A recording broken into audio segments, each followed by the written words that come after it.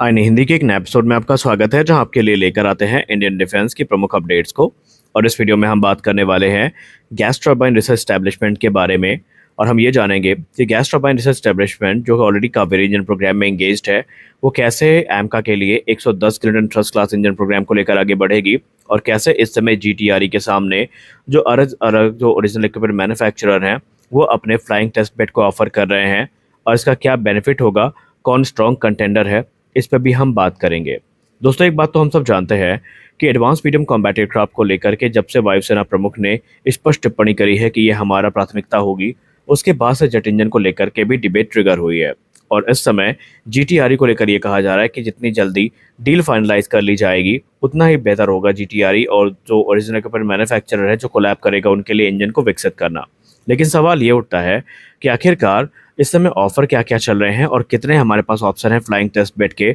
और वो कौन कौन से ओरिजिनल इक्विपमेंट मैन्युफैक्चरर हैं जिन्होंने पूरा का पूरा प्लेटफॉर्म ही भारत को अपना ऑफर कर दिया है। तो आइए इस पर भी हम बात कर लेते हैं। दरअसल जितने भी पोटेंशियल पार्टनर हैं इस प्रोग्राम से जुड़े, उन्होंने अपना यूनिक प्रपोजल सामने रखा है, जिसमें वो modified flying test bed platform को ऑफर करने की बात कर रहे हैं। अब ये काफ़ी इंटरेस्टिंग पार्ट बन जाता है इंजन डेवलपमेंट प्रोसेस में, क्योंकि कावेरी इंजन में हमने एक चीज़ तो देखी है कि जो कावेरी इंजन प्रोग्राम है, इसमें जो इंफ्रास्ट्रक्चर की कमी है, ये हमें हर कदम पे झलकती है। हमें ये पता चलता है कि अगर इंफ्रास्ट्रक्चर स्ट्रांग होता तो शायद कावेरी इंजन हमारे पास आज बन के उपलब्ध होता और हम तेजस में उसको उड़ा रहे होते। लेकिन हमारे पास इस समय ना तो हाई एल्टीट्यूड टेस्ट फैसिलिटी है, ना ही हमारे पास इस समय कोई फ्लाइंग टेस्ट बेड एयरक्राफ्ट है जिससे कि हम इंजन को टेस्ट कर सकें। तो ऐसे में अगर हम एडवांस मीडियम कॉम्बैट एयरक्राफ्ट को लेकर ये एक्सपेक्ट करते हैं कि हमें ये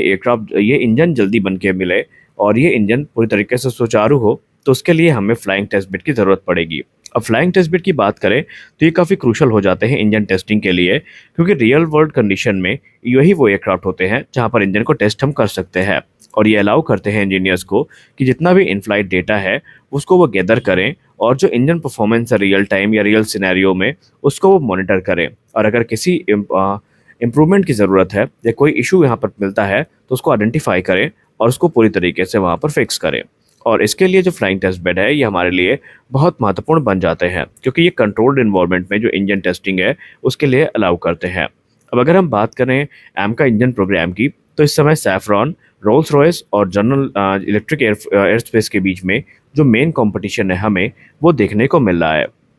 एक तरफ जनरल इलेक्ट्रिक जहां पर तेजस मार्क 1A के लिए F404 इंजन और तेजस मार्क 2 के लिए F414 इंजन की डील को फाइनलाइज करने वाली है, तो अब उनका जो नज़र है वो भारत के एमका प्रोग्राम पे भी आरटी की है, और वो भारत को लगातार अट्रैक्टिव ऑफर दे रहा है। पहले उन्होंने कहा कि आप जनरल इलेक्ट्रिक का जो F414 EPE यानी इनहेंस परफॉर्मेंस इंजन है उसको सेलेक्ट करिए, और बाद में वो ये कहते हैं कि हम एक नए सिरे से भारत में इंजन बनाएंगे जो कि इंडियन कंपनी के साथ में होगा। और अगर हम उनके ऑफर की बात करें तो उनके तरफ से जो फ्लाइंग टेस्ट बेड है वो भी ऑफर किया जा रहा है। लेकिन अगर हम सैफरान की बात करें तो सैफरान को सबसे प्रबल दावेदार के तौर पर देखा जा रहा है, क्योंकि ऑलरेडी सैफरान ने भारत में जो इंजन एमआरओ फैसिलिटी है ये शुरू कर दी है। और अगर हम पोटेंशियल पार्टनर की बात कर ही रहे हैं तो आपको बता दें कि 110 किलोटन थ्रस्ट क्लास का जो इंजन प्रोग्राम है इसके लिए सैफरान ने डसॉल्ट राफेल को as a flying test bed propose किया है। जी हाँ, आपने सही सुना। और सैफरान की जो हिस्ट्री है वो इस चीज़ का प्रमाण है कि उन्होंने किस प्रकार से राफेल की कैपेबिलिटी को यूटिलाइज़ किया है नए इंजन के टेस्टिंग और वैलिडेशन प्रोसेस में। सबसे पहले उन्होंने जो M88-3 इंजन है उसको भी वैलिडेट किया है, और वो इंजन अभी भी राफेल फाइटर्स को पावर कर रहा है, और उसके लिए राफेल ए प्रोटोटाइप का इस्तेमाल किया गया था, और उसी ने M88-3 इंजन डेवलपमेंट प्रोग्राम में एक फ्लाइंग टेस्ट बेड की भूमिका निभाई थी। हालांकि क्योंकि अब उसे रिटायर कर दिया गया है और पेरिस में उसे म्यूजियम में संरक्षित कर दिया गया है, लेकिन उसके बाद जो लेटर वेरिएंट्स है राफेल के, उनको भी इस समय as a flying test bed इस्तेमाल किया जा रहा है, जहां पर इंजन्स की परफॉर्मेंस वैलिडेट की जाती है। और रोल्स रॉयस ये ऑफर करता है कि अगर भारत उनको सेलेक्ट करता है, जो कि संभावित है कि भारत उन्हीं को करेगा, तो उसके लिए वो खुद का जो फ्लाइंग टेस्ट बेड है वो लेकर भारत आएंगे, और उसी आधार पे जो इंजन निर्माण प्रक्रिया है उसकी शुरुआत की जाएगी। उन्होंने कहा कि हम राफेल, क्योंकि ट्विन इंजन एयरक्राफ्ट है, उसमें एक इंजन में जो इंजन बे है उसमें इंडिजिनस भारत का इंजन रखेंगे, और दूसरा जो इंजन है वो M88 होने वाला है। और इस प्रकार से जब सारी चीज़ें वैलिडेट हो जाएंगी तो कदम आगे बढ़ाए जाएंगे। उन्होंने कहा कि अब एक दशक के अंदर भारत को जो इंजन है वो दे सकते हैं, जो कि एमका तेजस मार्क 2 और टेडबीएफ प्रोग्राम में एक महत्वपूर्ण भूमिका निभाने वाला है। अब अगर हम दूसरे प्रस्ताव की बात करें, तो जो दूसरा प्रस्ताव है ये बेसिकली रोल्स रॉयस से है। रोल्स रॉयस भी इसमें स्ट्रॉन्ग कंटेंडर के तौर पर देखा जा रहा है, क्योंकि उन्होंने तो ये दावा किया है कि वो 10 वर्षों के अंतर्गत एक वर्किंग इंजन भारत को ऑफर कर सकते हैं, जो कि इंडिया की हॉट और ह्यूमिड कंडीशन को ध्यान में रखकर बनाया जाएगा। पहले ये माना गया था कि रोल्स रॉयस भारत को जो EJ200 इंजन है ये ऑफर करेगा, लेकिन उन्होंने स्पष्ट कर दिया कि कोई भी मौजूदा टेक्नोलॉजी भारत को ऑफर नहीं की जाएगी, बल्कि जो भी इंजन डेवलपमेंट प्रोग्राम है वो फ्रॉम स्क्रैप भारत में शुरू किए जाएंगे, यानी कि नए सिरे से। और इसके लिए जो कह सकते हैं रोल्स रॉयस है, ये भारत की कंपनी के साथ कोलैबोरेट करने के लिए तैयार भी है। अब उन्होंने अपना जो फ्लाइंग टेस्ट बेड है बोइंग 747 उसको ऑफर किया है। बोइंग 747 की बात करें तो ये एमका इंजन प्रोग्राम के लिए एक महत्वपूर्ण भूमिका निभा सकता है, क्योंकि 747 एक dedicated flying test bed platform है रोल्स रॉयस का, जो कि अलग अलग इंजन की टेस्टिंग में इस्तेमाल भी किया गया है। और सबसे खास बात तो ये है कि रोल्स रॉयस ने इसका इस्तेमाल जो ट्रेंड सीरीज़ के अपने इंजन है या फिर रोल्स रॉयस का जो पर्ल इंजन है इसकी टेस्टिंग में भी किया था।